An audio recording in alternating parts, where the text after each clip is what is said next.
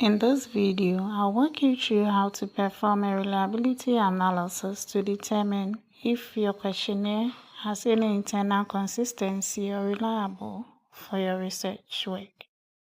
So to do this, we'll click on Analysis, scroll down to Scale and select Reliability Statistics.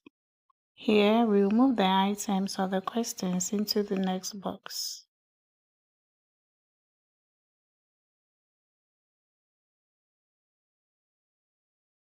After moving the questions, we will click on Statistics, select Item, Means, then click on Continue.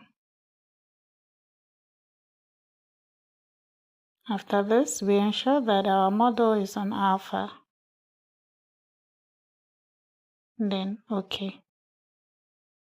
Now here is the results, but the most important thing here is the reliability statistics table, where our alpha is 0.927, basically 92.7%. So our questionnaire has an excellent internal consistency.